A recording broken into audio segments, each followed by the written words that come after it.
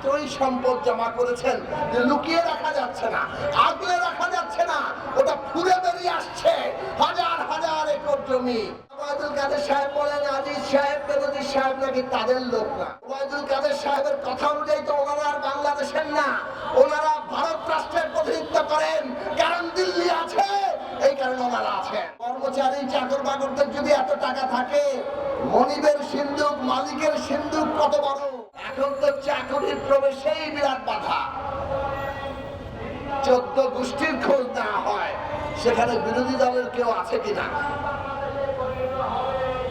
তার মধ্য দিয়ে এইসব প্রতিষ্ঠানে তারা নিজেদের লোক বসায় এবং তাদেরকে দিয়ে এইসব অবৈধ কাজ করায়। বিনিময়টা খুব নগদ নারায়ণ। জেনারেল আজিজ যে দুর্নীতি করেছেন, ক্ষমতার অপব্যবহার করেছেন, এই কথা এখন আন্তর্জাতিকভাবে প্রতিষ্ঠিত হচ্ছে। তার উপর স্যাংশন আরোপ হচ্ছে।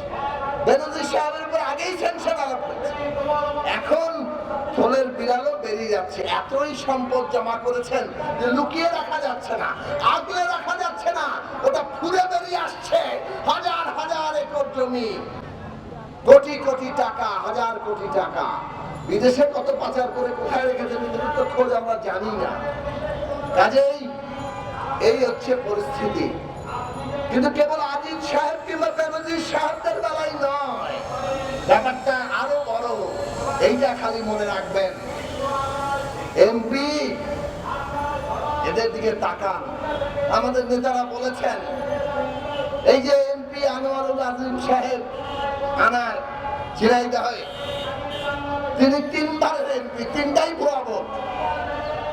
ওই 14 সালের আগে তার বিরুদ্ধে 21টি মামলা। 9 সালে আওয়ামী লীগ ক্ষমতা আসার পরে এই আনোয়ারুল আজিম আনার, যার বিরুদ্ধে 21টি মামলা, তিনি সবগুলো খারিজ করিয়ে নিতে পারলেন। আর ওই সময় বাংলাদেশের অন্যতম বৃহৎ রাজনৈতিক দল বিএনপি চেয়ারপারসন বেগম খালেদা জিয়াকে 2 কোটি টাকা, যেটা ব্যাংকে আছে, তাদের ভাষায় কোনো অনিয়ম হতে পারে, সেটা আদালত দেখবে, 5 বছরের জেল, উচ্চ আদালতে গিয়ে 10 বছর বানিয়ে দেওয়া। এই বৈপরীত্যটা খেয়াল রাখা দরকার। আনোয়ারুল আজিম ইন্টারপোলের ওয়ান্টেড আসামি ছিলেন। আনোয়ারুল আজিম ইন্টারপোল কর্তৃক একবার গ্রেফতারও হয়েছে। সেই রকম ব্যক্তি, তার এখন মর্মান্তিক মৃত্যু হয়েছে। আমরা কারো এরকম মৃত্যু কামনা করি না। আমরা এই ঘটনার বিচার চাই, কারণ প্রত্যেক ব্যক্তির বিচার পাওয়ার অধিকার আছে। কিন্তু তারা কি বিচার দেয়? ওই ন্যায় বিচারের যে কেন্দ্র আদালত, সেখানে কি ন্যায় বিচার পাওয়া যায়? এই দেশের মানুষ যখন এইভাবে চরম মানবাধিকার লঙ্ঘনের জন্য আত্মচিৎকার করি, আমাদের চিৎকার আত্মচিৎকার হয়ে যায়, কেউ এই দেশে শোনে না। বিদেশিরা যখন বলে এখানে কিছু হচ্ছে মানবাধিকার লঙ্ঘন, তখন আমাদের এই সরকারকে আবার দেখি আপনাদের মগজ ধোলাইয়ের জন্য হাজির হয়। মগজ ধোলাইটা কি? না না না, ওনারা অত্যন্ত সৎপ্রয়িক। ওরা বাংলাদেশকে স্বাধীনতা সার্বভৌমত্ব রক্ষার জন্য কত বড় জিহাদি, কত বড় মার্কিন সাম্রাজ্যবাদের বিরুদ্ধে লড়াই করছেন। প্রধানমন্ত্রী বলে ফেলেন আমাদের সেন্ট মার্টিন নাকি আমেরিকানরা নিয়ে যেতে চায়। আবার বলেন কোন কোন দেশ নাকি বাংলাদেশের একটা অংশ, মিয়ানমারের একটা অংশ নিয়ে খ্রিস্টান রাষ্ট্র বানাতে চাচ্ছে। বঙ্গোপসাগরে নাকি ঘাঁটি করতে চাচ্ছে। আমরা তো পরিষ্কার করে প্রধানমন্ত্রীকে বলতে চাই, কারা তারা? পরিষ্কার করে গলা ঝেড়ে কেশে আপনি তারপরে আমাদেরকে, জনগণকে জানান, কারা এই প্রস্তাব দিয়েছে।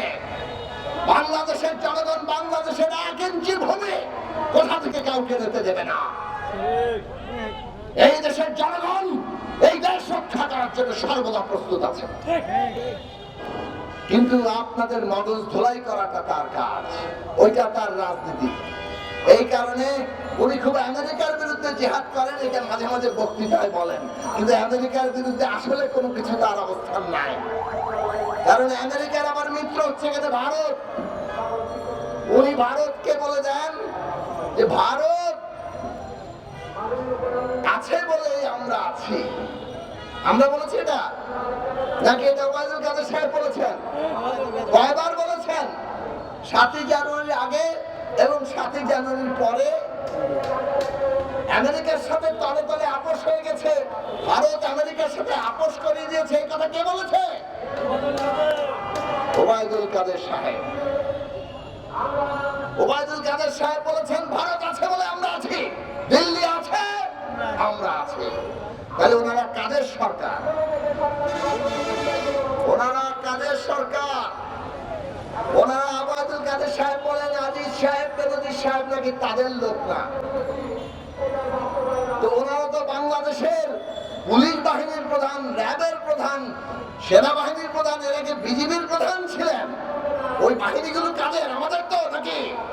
ওই বাহিনীর প্রধান যিনি হন তারা আপনার সরকারের আমলে নিয়োগ প্রাপ্ত হন, তারা আপনাদের কেউ না। আপনারা কি বাংলাদেশের? ওবায়দুল কাদের সাহেবের কথা অনুযায়ী তো ওনারা আর বাংলাদেশের না, ওনারা ভারত রাষ্ট্রের প্রতিনিধিত্ব করেন।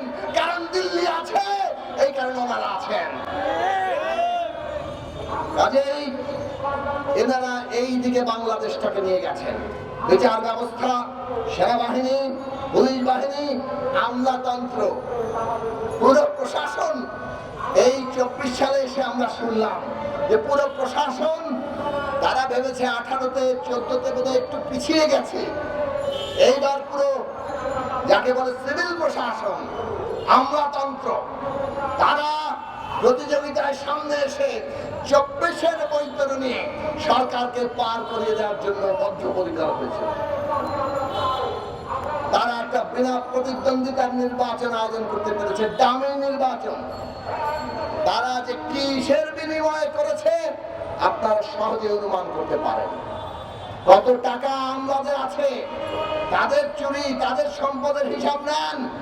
আজিজ সাহেব, বেনজির সাহেব, এনারা কোনো বিচ্ছিন্ন ঘটনা নয়। বাংলাদেশের গুরুত্বপূর্ণ বহু পদের, বহু লোকেদের হিসাবপত্র নিলে তাদের খবর সব বেরিয়ে যাবে। কিন্তু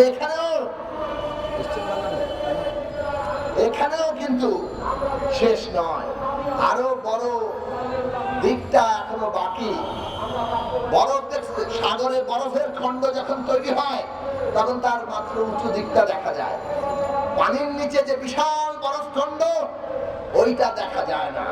বিশাল বরফ খন্ডটা হচ্ছে আওয়ামী লীগের ক্ষমতার কেন্দ্রে কত টাকা আছে। অনেকে আজকাল বলেন কর্মচারী চাকর বাকরদের যদি এত টাকা থাকে, মনিবের সিন্ধুক, মালিকের সিন্ধুক কত বড়। এখানে বাংলাদেশের মালিককে সংবিধান বলে জনগণ, কিন্তু আমরা সবাই জানি এখন মালিককে সেজে বসে আছে সরকার। তাহলে সরকার যারা চালায় তাদের সিন্ধুক কত বড়, এইটা মানুষের প্রশ্ন এবং মানুষ সেটা জানে। একটু খেয়াল করবেন আপনারা, এই যে সরকারের ঘনিষ্ঠ ব্যবসায়ী এসালম, কয়টা ব্যাংক তার দখলে? 8টা ব্যাংক তার দখলে। বলা হয়ে থাকে আরো অনেক ব্যাংক অলিখিত ভাবে তার দখলে। একটা কোম্পানির হাতে এতগুলো ব্যাংক, যারা একটার পর একটা ব্যাংক থেকে হাজার হাজার লক্ষ কোটি টাকা ঋণ নিয়ে দেশ থেকে পাচার করে দিচ্ছে। এই হচ্ছে এসালম, সরকারের অত্যন্ত ঘনিষ্ঠ। আরেকজন বেক্সিমকো, সালমান এফ রহমান, সরকারের একেবারে শিল্প উপদেষ্টা, প্রধানমন্ত্রীর শিল্প উপদেষ্টা। আমরা জানতে চাই বাংলাদেশ ব্যাংকের কাছে, আমরা সরকারের কাছে জানতে চাই এই এসালম কিংবা বেক্সিমকো কিংবা এই যে সরকারের ছায়াতলের কোম্পানিগুলো কত লক্ষ কোটি টাকা, কত হাজার কোটি টাকা আপনারা এদেরকে মাফ করেছেন, ঋণ খেলাপি হিসেবে তাদের ঋণ মাফ করে দিয়েছেন। কত লক্ষ কোটি টাকা তাদেরকে দুর্নীতি করতে দিয়েছেন, ব্যাংক লুট করতে দিয়েছেন, পাচার করতে দিয়েছেন। বিপরীতটাও তো আপনারা সবাই জানেন, জানেন না? বাজারে যান, জিনিসপত্রের দাম কত সেইটাই তো বুঝতে পারেন। এক বেলা খাবারের জন্য যা দরকার আপনার আধা বেলা খাবার কিনতে গিয়ে আপনার টাকা শেষ হয়ে যায়।